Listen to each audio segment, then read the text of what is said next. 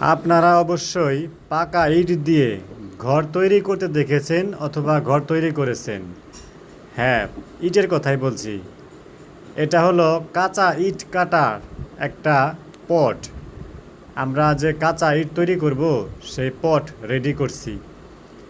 দেখুন কত সুন্দর করে সেই জায়গাটা তৈরি করা হচ্ছে।